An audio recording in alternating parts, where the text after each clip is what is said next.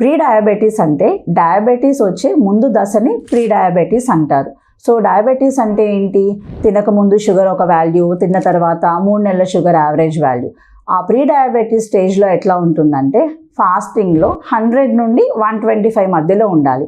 అదే తిన్న తర్వాత 140 నుండి 180 మధ్యలో ఏమన్నా ఉన్నా, 3 మంత్స్ యావరేజ్ షుగర్ 5.7 నుండి 6.3 మధ్యలో ఉన్న దాన్ని ప్రీ డయాబెటీస్ అంటారు.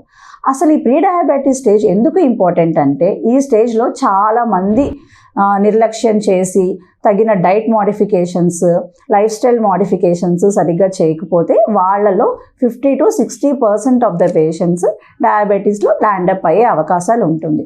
సో మనం ఈ ప్రీ డయాబెటీస్ స్టేజ్ని ఎర్లీగా డిటెక్ట్ చేసి డాక్టర్ని సంప్రదించినట్లయితే మెడికేషన్స్ ఏమీ లేకుండా కొన్ని ఎక్సర్సైజెస్, వాకింగ్ అవి చేయడం ద్వారా, సింపుల్ డైట్ మోడిఫికేషన్స్ చేయడం ద్వారా మనం ప్రీ డయాబెటీస్ స్టేజ్ నుండి డయాబెటీస్కి వెళ్లకుండా మనల్ని మనం కాపాడుకోవచ్చు. Thank you. Like, share and subscribe to NASA hospitals Vijayawada.